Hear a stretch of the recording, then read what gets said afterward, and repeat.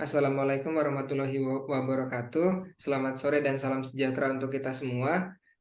Kami dari kelompok 8 kelas A pada mata kuliah Manajemen Pengetahuan akan mempresentasikan topik diskusi kami mengenai Knowledge Management Tools, yang mana kelompok 8 ini terdiri dari saya, Johannes Santo Prancis, dengan NIM 2709053, kemudian ada Farah Azlia Siagian dengan NIM 2709047, kemudian ada Nabila Indah Arifah dengan NIM 2709079, dan terakhir ada Esther Novita Borumanulang dengan NIM 2700910. Selanjutnya, slide presentasi yang pertama akan dibuka oleh Farah Azlia Siagian. Kepada Farah, saya persilakan.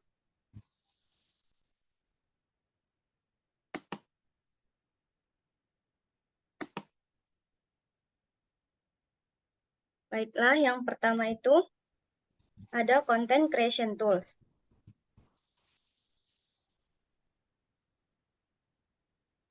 Yaitu alat pembuat konten yang paling umum digunakan untuk membuat konten, mulai dari alat umum seperti pengolah kata hingga alat khusus seperti perangkat lunak desain halaman web. Nah, teknologi ini tuh memungkinkan penambahan komentar singkat pada dokumen teks, baik oleh berbagai penulis, seperti fitur lacak di Word, dan juga opsi komentar publik atau pribadi. Selanjutnya ada data mining and knowledge discovery. Nah, data mining and knowledge discovery adalah proses yang melibatkan ekstraksi informasi prediktif dari database besar dengan bantuan analisis statistik, terutama analisis cluster. Nah, dalam proses ini, teknik pembelajaran mesin, analisis statistik, pemodelan data, dan teknologi basis data digunakan untuk mendeteksi pola tersembunyi dan hubungan yang kompleks dalam data. Hasil analisis ini digunakan untuk menghasilkan model yang mencoba menjelaskan pola-pola yang ditemukan dalam data. Model ini dapat digunakan untuk memprediksi kejadian di masa depan dan memberikan estimasi hasil yang diharapkan. Proses ini memanfaatkan kombinasi berbagai alat dan teknik untuk mengungkap pengetahuan yang terkandung di dalam data.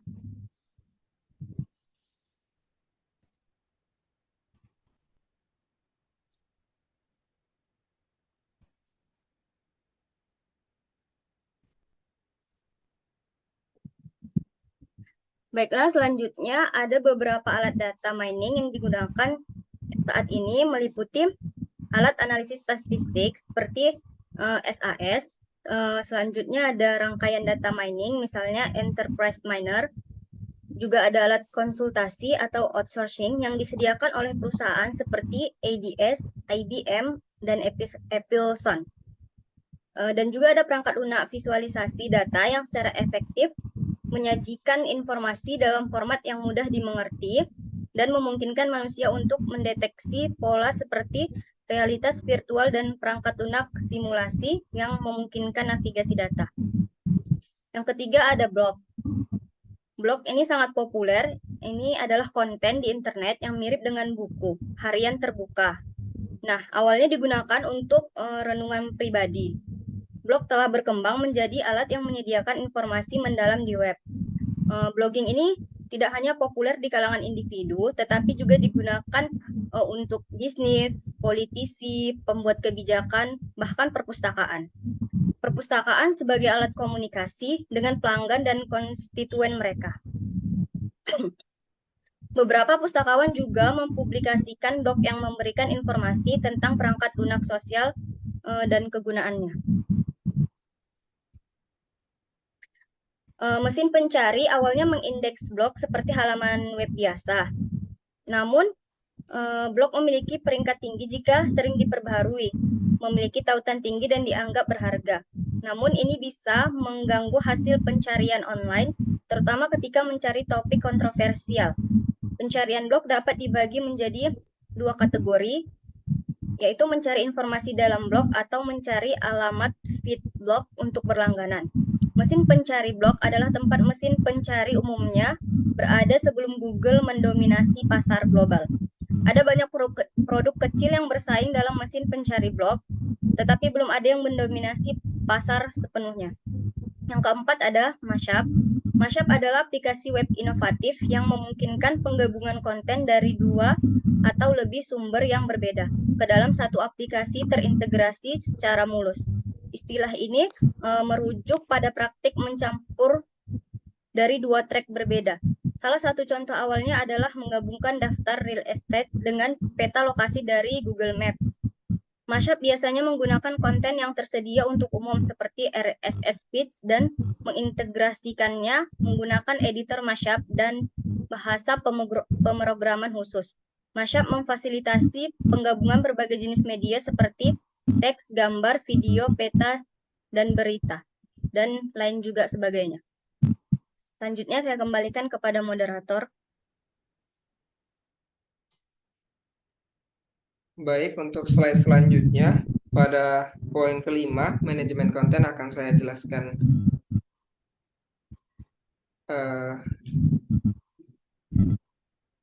manajemen konten melibatkan pengelolaan isi berharga sepanjang siklus hidupnya. Siklus hidup ini biasanya mulai dengan penciptaan, mengalami berbagai perubahan, pembaharuan, penggabungan, peringkasan hingga akhirnya diarsipkan. Kemudian di samping manajemen konten ini terdapat yang namanya metadata, yang mana merupakan informasi tentang isi menjadi kunci dalam optimalisasi pengelolaan isi sepanjang perjalanan ini.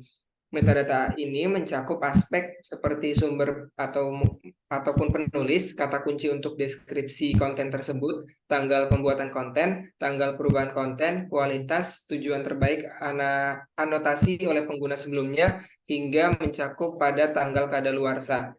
Kemudian pada manajemen konten ini terdapat taksonomi, di mana taksonomi ini merupakan struktur hierarki untuk mengklasifikasi informasi yang dapat diibaratkan sebagai katalog subjek dalam perpustakaan.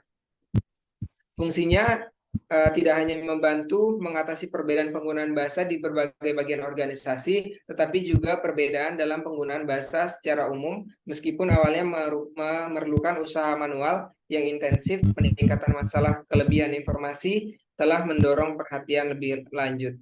Kemudian yang keenam itu ada taksonomi dan penandaan atau bookmark sosial. Metadata secara harafiah diterjemahkan sebagai data tentang data dan merujuk pada informasi khusus tentang konten yang terdapat dalam suatu buku, laporan, artikel, gambar, dan wadah-wadah lainnya. Kemudian sehingga dapat diatur dan diambil secara teratur. Metadata juga sering disebut sebagai tag atau kata kunci. Kemudian untuk slide selanjutnya,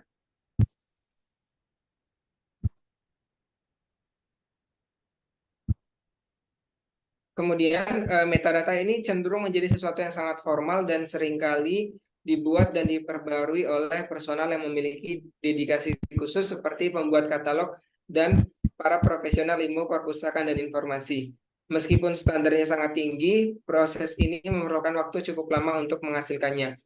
Meskipun kedua pendekatan ini bagi mereka yang terlibat dalam pengembangan metadata, namun mungkin kurang sesuai atau bahkan tidak efisien bagi pengguna lain, terutama mereka yang tidak memiliki pengetahuan atau antisipasi terhadap metadata. Sebagai opsi ketiga, ada konsep metadata yang dibuat oleh pengguna, dikenal sebagai pendekatan dari bawah ke atas atau taksonomi, juga dikenal sebagai penanda atau penandaan sosial.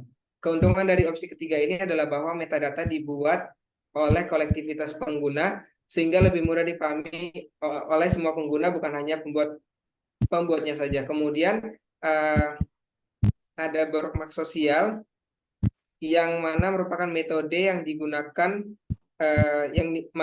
metode di mana pengguna secara langsung terlibat dalam penyimpanan, pengorganisasian, mencari dan mengelola sumber daya web. Nah, dalam konteks manajemen pengetahuan ini, bookmark sosial membuka peluang khusus baru untuk berbagi pengetahuan dengan orang lain yang tidak hanya dengan berbagi informasi asli, tetapi juga dengan menyertakan pandangan pribadi mereka melalui metadata. Kemudian selanjutnya adalah slide ke-8, poin ke-8, alat berbagi dan diseminasi pengetahuan. Maaf, saya ulangi. Kemudian yang selanjutnya adalah manajemen pengetahuan pribadi atau PKM. Manajemen pengetahuan pribadi atau PKM ini menjadi semakin penting, terutama dengan meningkatnya momentum informasi yang harus kita tangani secara pribadi. Atau dengan kata lain, prinsip-prinsip utama, praktik terbaik, dan proses bisnis knowledge management yang sebelumnya terfokus pada tingkat organisasi akan diadaptasi untuk digunakan oleh individu yang mengelola modal pribadinya. Perbedaan antara PKM dan manajemen pengetahuan tradisional ini bergantung pada perspektif yang diadopsi, apakah itu dari segi organisasi ataupun pribadi. Selanjutnya ada poin yang ke-8 yaitu alat berbagi dan diseminasi pengetahuan. Menurut pandangan dari Rowlett, membedakan antara teknologi komunikasi seperti telepon dan email dengan teknologi kolaborasi seperti manajemen alur kerja. Meskipun terdapat upaya untuk menarik garis batas antara keduanya, namun sulit untuk memisahkan komunikasi dan kolaborasi karena keduanya saling terkait.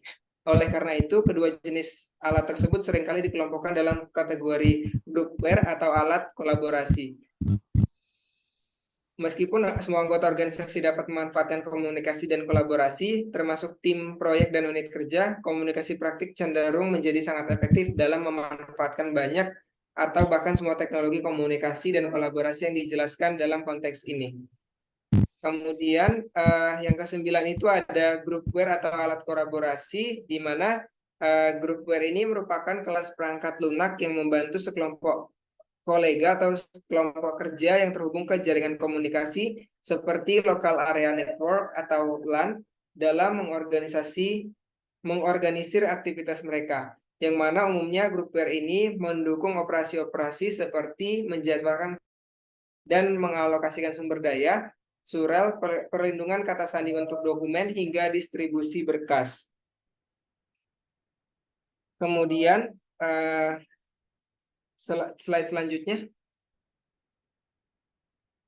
Kemudian teknologi informasi ini, teknologi komunikasi yang umumnya digunakan meliputi telepon, fax, konferensi video, telekonferensi, ruang obrolan, pesan instan, pesan teks telepon, dan lain sebagainya. Komunikasi ini dianggap didik jika terjadi antara dua individu seperti dalam panggilan telepon. Di sisi lain, telekonferensi dapat melibatkan lebih dari dua peserta yang berinteraksi secara real time. Kemudian terdapat pandangan lain yaitu Coleman yang mengembangkan taksonomi groupware yang mencantumkan 12 kategori berbeda, di antaranya surat elektronik dan pesan, kalender dan penjadwalan grup, sistem pertemuan elektronik, video desktop, konferensi sinkron waktu nyata, kemudian ada konferensi asinkron non waktu nyata, penanganan dokumen kelompok, alur kerja, utilitas kelompok kerja dan alat pengembangan, layanan perangkat lunak grup, kerangka kerja groupware dan knowledge management, aplikasi perangkat lunak grup, hingga aplikasi dan produk berbasis internet kolaboratif. Sistem obrolan ini memungkinkan banyak orang menulis pesan secara real time di ruang publik, di mana setiap pesan yang dikirim akan muncul di bagian bawah layar yang bergulir. Kemudian grup obrolan ini seringkali dibentuk dengan cara mencantumkan ruang obrolan berdasarkan berbagai kriteria seperti nama, lokasi, jumlah peserta, topik diskusi, dan lain-lain. Kemudian untuk poin ke-10 yaitu wiki akan dijelaskan oleh Nabila Indah. Pada Nabila Indah saya persilakan. Baik, selanjutnya akan saya membacakan poin 10 ada wiki. Wiki adalah perangkat lunak berbasis web yang mendukung konsep seperti penyuntingan terbuka yang memungkinkan banyak pengguna membuat dan mengedit konten di situs web. Situs wiki tumbuh dan berubah sesuai keinginan para pemakainya. Pemakai dapat menambah dan mengedit halaman sesuka hati, menggunakan Word tanpa harus mengetahui pemrograman atau perintah HTML. Lebih khusus lagi, wiki terdiri dari halaman web tempat pemakai memasukkan informasi dan kemudian membuat hyperlink ke halaman lain atau halaman baru untuk rincian lebih lanjut tentang topik tertentu. Siapapun dapat mengedit halaman manapun dan menambah, menghapus, atau mengoreksi informasi. Contohnya adalah Wikipedia, sebuah ensiklopedia gratis yang ditulis oleh ribuan orang di seluruh dunia. Poin ke-11 ada social networking, web 2.0, dan dan Knowledge Management 2.0. Jejaring sosial adalah jaringan dinamis orang ke orang yang mewakili hubungan antar partisipan. Jaringan sosial berfungsi untuk membatasi atau mengidentifikasi suatu komunitas untuk interaksi antar manusia. Kombinasi jejaring sosial seperti blogging, wiki, dan teknologi lainnya bersama-sama mendefinisikan Web 2.0 atau web generasi berikutnya. Web 2.0 adalah sebuah konsep yang dimulai dengan sesi konferensi interaktif antara tim O'Reilly dan Dell Dougherty yang mengarah pada pengembangan konferensi Web 2.0 tahunan. Slide selanjutnya. Mereka mendefinisikan Web 2.0 sebagai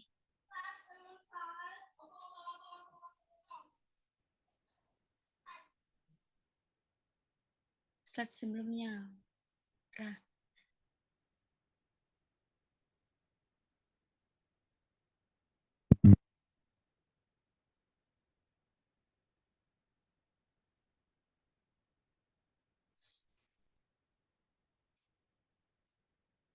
Yang ke-12 ada networking teknologi.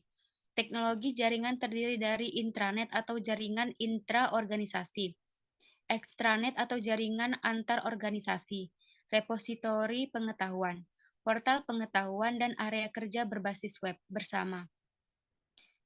Leibowitz dan Beckman 1998 mendefinisikan repositori pengetahuan sebagai gudang berbasis komputer online yang berisi keahlian, pengetahuan, pengalaman, dan dokumentasi tentang domain keahlian tertentu.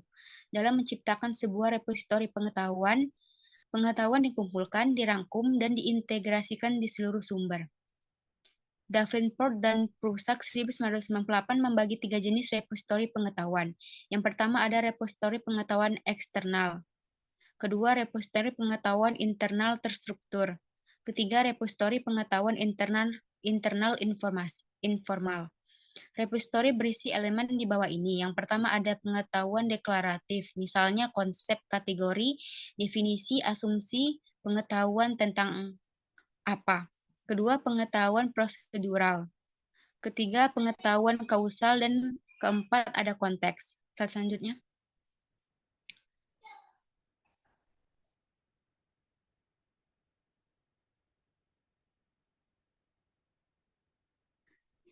Poin ke-13 ada knowledge acquisition and application tools.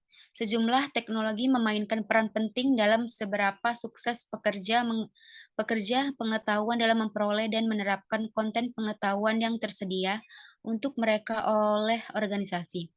Sistem e-learning memberikan dukungan untuk pembelajaran, pengertian, dan pemahaman yang lebih baik dari pengetahuan baru yang akan diperoleh. Alat seperti Electronic Performance Support System atau EPSS, Sistem Pakar, dan Decision Support System atau DSS membantu pekerja pengetahuan untuk lebih menerapkan pengetahuan pada pekerjaannya. Aplikasi e-learning dimulai sebagai sistem pembelajaran atau bimbingan belajar berbasis komputer atau CBT dan aplikasi pelatihan berbasis web atau WBT. Fitur umumnya adalah lingkungan pembelajaran online yang disediakan untuk peserta didik. Pengetahuan khusus yang ingin diperoleh dapat dicakup dan disampaikan secara tepat waktu untuk mendukung perolehan pengetahuan. E-learning juga sangat meningkatkan jangkauan penyebaran pengetahuan karena pengetahuan yang telah ditangkap atau dikemas sebagai e-learning dapat dengan mudah tersedia bagi semua anggota organisasi, terlepas dari kendala waktu atau jarak. Selanjutnya saya serahkan kepada moderator. Baik, untuk slide selanjutnya akan dibacakan oleh Esther. Kepada Esther, saya persilakan. 14. Alat penyaringan cerdas. Alat penyaringan cerdas adalah program komputer yang bisa melakukan tugas-tugas tertentu tanpa bantuan manusia. Mereka bisa mengumpulkan informasi, membuat keputusan sendiri, dan bahkan belajar dari pengalaman mereka. Biasanya mereka bekerja di internet dan membantu pengguna dalam mengelola informasi. Keunikan mereka adalah kemampuan untuk beradaptasi dengan perubahan lingkungan dan memecahkan masalah secara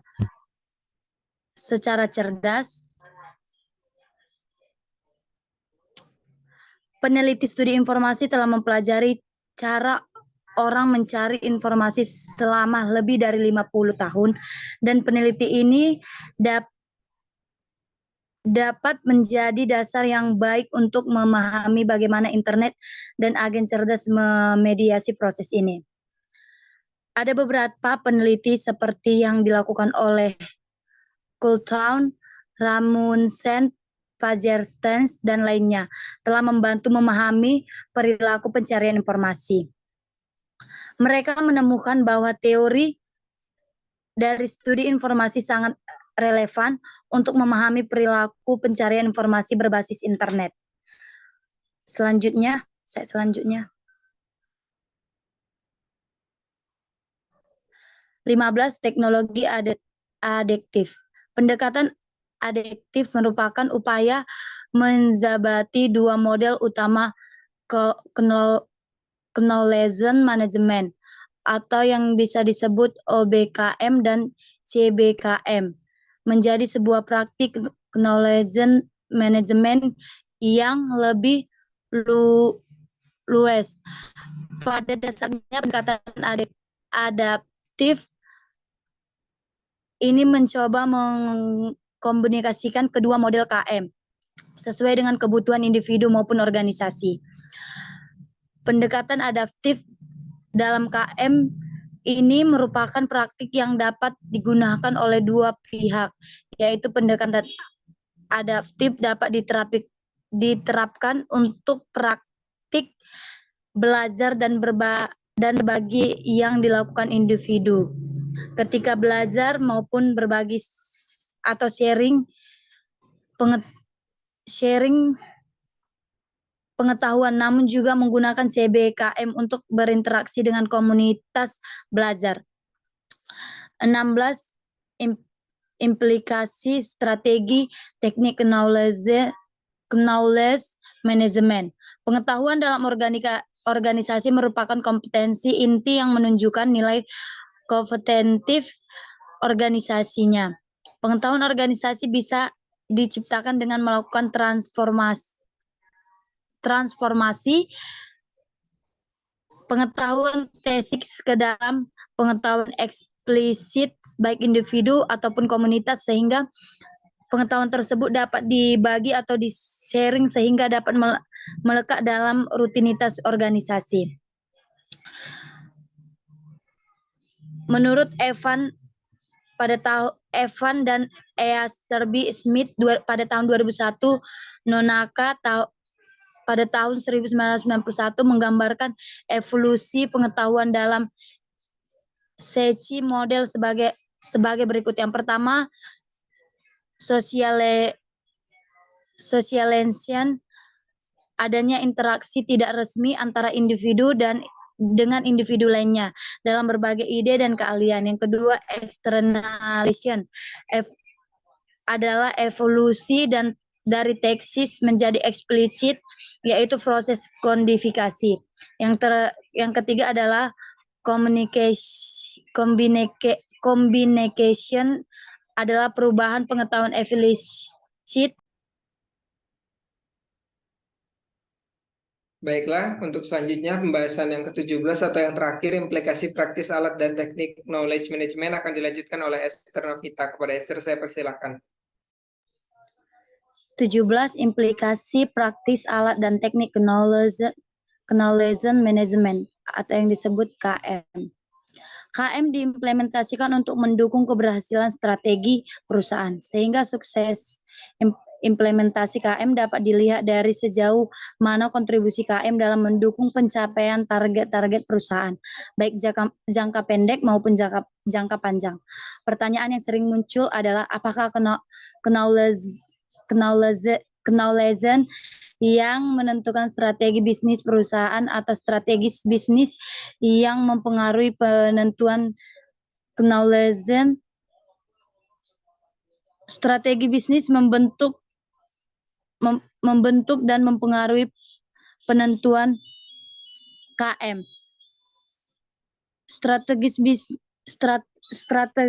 Strategi akan menentukan knowledge apa yang dibutuhkan untuk mensukseskan strategi itu sendiri.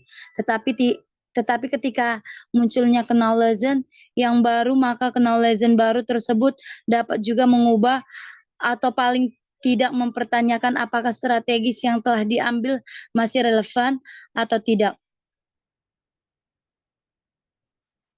Ideal knowledge terintegrasi dalam proses penyusunan strategi, sebagaimana knowledge terintegrasi dalam proses-proses yang berkaitan dengan produk dan jasa. Tetapi ketika strategi sudah terumuskan, maka intensitas knowledge yang dibutuhkan untuk melaksanakannya menjadi lebih tinggi.